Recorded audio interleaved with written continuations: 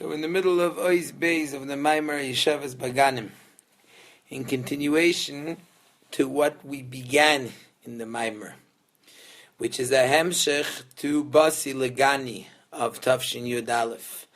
In Basi Legani, the Rebbe explains Iker Shchina Batachtoinim, and the Rebbe goes through, as we learned so many times before, the idea of Shchina, how each one of the Rabbeim explains Shchina, the spiritual level of Shchina, each one bringing it closer to us. But finally, the final level, which is the seventh, which is the completion of everything, because the number 7 shows on complete, on making it internalized and making it real, is the Iker Shchina, the essence of the Shchina, which is above, not just above, but a totally new level to Shchina, the way it was up until then. Shchina up until then is levels, godly revelations, spiritual levels. Iker Shchina is the essence, which the only place that it's found is in the Tachtoinim. In continuation to this, the Rebbe is now teaching us how to do it. And in the Hayosheves Baganim, the Rebbe is teaching how can one be in the darkest place, in the toughest place, in a place of plurality, in a place where one is separate from godliness, where there is the physical existence that covers up on the reality of Hashem. How do we do it? And in order to explain this, the Rebbe brought from the Baal Shem Tov. From the Baal Shem Tov means something that's higher than 7, something that's more connected to number 8, to Etzem, the essence. But only once we got 7 in the complete way, and we got down till Malchus, now we can get to the higher level of the essence of the Makif, which teaches us how to do it. And in fact, even this, the Rebbe quotes how the Alter Rebbe quotes the Baal Shem Tov. And what is that? We learned this last time, that when a guy is standing and trying to confuse you in the middle of davening, not only should you not allow it to confuse you, but on the contrary, you realize that the whole essence of the guy is a godly spark which is in Galus. In Galus, in order to inspire you to daven even stronger. And it's the same thing with the Nefesh Abamis. Now to explain this even more, the Rebbe goes on to the Mittler Rebbe, to the explanation of the Mittler Rebbe. We know that the Mittler Rebbe, as we learned, is Bina of Chassidus, understanding. And perhaps with this, the Rebbe is also hinting the point that how does one accomplish this? Through learning and expounding in the understanding of Chassidus. What does the Mittler Rebbe write? Something which the Alter Rebbe writes in short, but the Mittler Rebbe gives it in length. And we're going to mention this Maimer in Teiras Chaim. I'll mention a little bit the points that the Mittler Rebbe brings out. The Rebbe brings very short what the Mittler Rebbe says.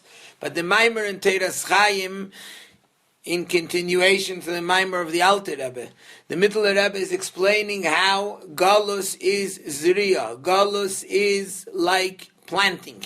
Just like when we plant, we take a seed and we put it into the ground, and eventually the seed rots. It rots, it disappears, it becomes totally bottle. Then the seed itself sprouts forth and grows the most amazing things. And it's the same thing when the Jewish people are in Galus, and the Mittler Rebbe goes on very much at length to explain. When a Jew is in Galus, he's in this world, he's covered over by his Nefesh Abamis, he's in a situation where the reality to him becomes all the taivas and the physical desires of the world, just like Paroi, which Paroi is oisius of ha'oiref, the nape.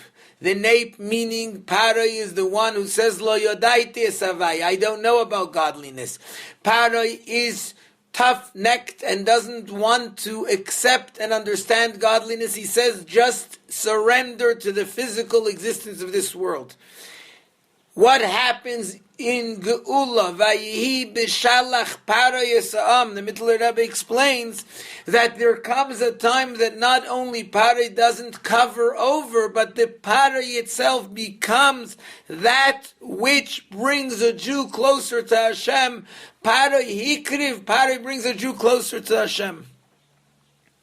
And it's an amazing thing what we say, which is a person can look in 2 ways at how to overcome the problems, the hardships of the physical world of the Ganim in the negative form.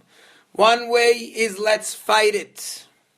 Let's fight it. That was the general path up until the teaching, up until the revelation of Chassidus, that there's two worlds, there's a physical world and there's a spiritual world, and if you don't feel like you can connect to the spiritual world, then there's two ways to fight it. Either fight it through Musar, which is by pushing down and by belittling and by showing how disgusting the physical world is, or fight it through Chakira, show how wonderful the spiritual world is. But the Tzad HaShaveh, the common denominator between both of them, is you're running away from this world in order to go to another world.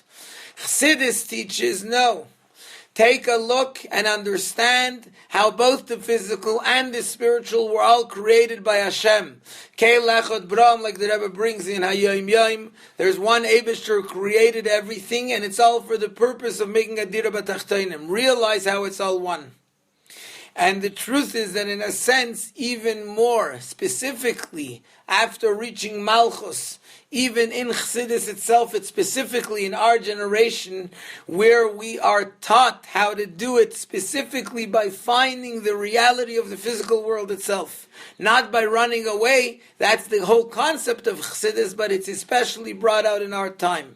And here the Rebbe brings it out from the Baal Shem Tov and from the Mittler Rebbe, this idea that when a person looks at the world, how does one save themselves from the temptations and from the hardships and from the cover-ups over godliness? By realizing not only that there's a great thing called Elokus, but by realizing that the world itself, Paray Esa'am, not only that, but Paray is mitgegangen, like the Rebbe says in the Maimer, which means that even the sparks of Kedusha that are there in Paray, they come together with the Yidden. The whole purpose, the whole goal, the whole existence of our world is Elokus. That's the reality. So we're not running away from the world, we're actually realizing the reality of the world, and in this way helping us overpower and transform the physical world into Kedusha. And that's what the Rebbe says, that this is what the Maimer of the Frierdiker Rebbe is saying in Basi Legani and then Hayosheves Baganim. Basi Legani is Hashem comes back to the garden. Hayosheves Baganim is we who are in the garden. How do we do it? How do we accomplish it? And we say that it's not only that the body doesn't conceal, but Adarabah. The existence of the physical world helps us. It helps us come and reach the real purpose of the creation, which is transforming the shtus of L'umazeh, which doesn't make sense, into shtus of Kedusha. This is the reality of the world itself. And that's why we do mitzvahs. And so this, now the Rebbe continues and just sort of repeats what the Rebbe said in the Maimer of Basi Legani. In Basi Legani, the Rebbe was saying it in one point, in explaining why the whole issue and the whole purpose and everything that Hashem wants is down here. Now the Rebbe is bringing the same point in order to explain why our purpose and our mission is the physical world. And so the Rebbe says, even though when we do mitzvahs, we add oiros, we add spiritual light in Atzilus, so it would seem that it's the spirituality. Says the Rebbe, no, the Tzemach Tzedek and the Rebbe Marash, they say that it's there in a box. It's not there for Atzilus. It's there for now, it's in a hidden form, it's in Atzilus, but we have the key to the box, and it's in order to be revealed in this world. And like the Rebbe Rashab says, that the purpose of creation is for this world. And then the Rebbe continues even more than that. This Adarabah, the Adarabah is even more than that. And this is what the Alter Rebbe and the Magid both say, that what is Da Male Maila Mimachmin? Know and realize that Ma'ala Ma'ala, everything that's above in the spiritual worlds, not only it's there for you, but it's mimach, it comes from you. When a person realizes everything that happens in the spiritual worlds comes from my actions down here and it's dependent on me. And with this, the Rebbe continues and says that this is the idea of Hayosheves Baganim. When the neshamas, which are in Ganim, in the most spiritual places, in Gan Eden Elyon, in Gan Eden Atachten, and even in Gan Eden Elyon. The neshamas, not only those that didn't come down to this world, but even the ones that came into the world and completed their mission. So they even have the mile of having completed their mission. So now they have everything, which means that they brought the echad, they brought the oneness of Hashem. Loi echad, yamim yutzaru, they had their days which were created and given to them, and they used their time properly. Loi echad bohem, they brought echad, the echad into every day of their lives. And how did they do that? They did it in a way that they became tzivei savaya, which tzava means an army, which is Kabbalah Soil. They did the mitzvahs in a way of Kabbalah Soil, even if they didn't want to. They did what they were told to do. More than that, the second meaning of tzava is a set time, which means that they used their time properly and they completed all of their avodah until they reached even the third level of tzava, which is sivya in beauty. That they came to the ultimate beauty, that they brought pnimiyas hakesser, they brought the ultimate pleasure to Hashem, which is why they're called Tzivei Savaya.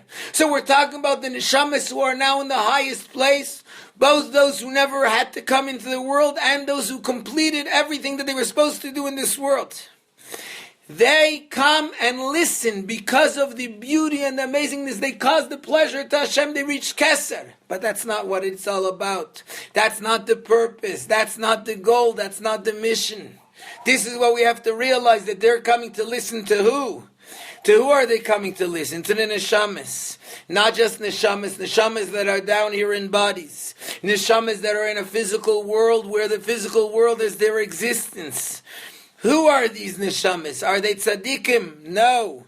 Their avodah is not complete. Not even in the Kabbalah soil, even doing the mitzvahs out of Kabbalah soil, these neshamas aren't doing them properly. And certainly not in the completing and using their time and every moment in completing their mission, and certainly not in bringing the beauty of the pleasure of Hashem. Nevertheless, these neshamas that aren't complete and haven't fulfilled their mission, us who are here in this world and are involved and get carried away with this world to the extent that despite the fact that we have a mission, we don't have this Kabbalah soil, we don't have this accepting and doing what we're told to do, we don't have using our time properly, and we don't have certainly the beauty of the completion of everything. And yet, when we learn Torah, and when we do mitzvahs, and the Rebbe emphasizes here, and this is part of the Ad Rabbah, the Ad Rabbah is that we're not talking about complete people. We're not talking about people who have already completed or are on the way to completing their mission. Says the Rebbe that in the Maimer, the Frierdiker Rebbe talks about the neshama that learns Torah. It doesn't say that the Torah is complete. It doesn't say any conditions that the Torah is done lishma or in the best way possible. It just says learn Torah out of the gashmias of the world. We take a moment to learn a maimer, to learn some Torah. We do mitzvahs. It doesn't say how the mitzvahs are done, in which way they're done, that they're complete. No, just we do mitzvahs. As a result, specifically us, when we do that, then we transform the kesher and the sheker of the world into keresh. We make it into the Atzei Shittim, like in this week's parsha of the Mishkan.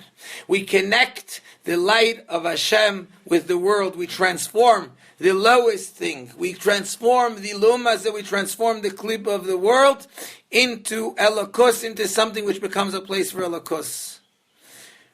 Why? Because we went and did something, one mitzvah, one learning Torah, and certainly another little bit and another little bit. That little bit that we do, with all the mess that we're in, and yet we do that little bit because we're involved in the world. And we looked at the world, and it was the world itself that pushed us and said, go do something more, go learn and connect to the Eibishter in this. And as a result, the neshamas that are up there and have all the milas, they completed all of their avodah. They did all of the three things which is in the word tzava. They come to listen to our voice when we learn Torah and do mitzvahs. They come to receive from us. Why? Because the only place that one can actually accomplish this is down here in this world. That we who are spread out in Gullus and we're involved in all types of gardens and all types of pleasure which aren't Elokos. And yet we tear ourselves up away for a moment from the world, and we come into Shul and Beis Medrash and we learn Shema, we say Shema, and we learn Torah, which that's Mesiras Nefesh. The only place that this Mesiras Nefesh can be done is in this world. Come all those neshamas, and comes Hashem, and Hashem says that I and my entire heavenly hosts and the malachim and the neshamas, we all come to hear and to enjoy your voice. And that's what Yamim Yutzaru, that from the loy, from the not, from the fact that we're not complete. That's where we get loy for Him, for Hashem, that we go in the body, and with the body we use the physical world to bring the echad, the havaya echad, u'shmaya echad of the ultimate, of the completion of the time of Mashiach. That's the Maimer Hayosheves Baganim.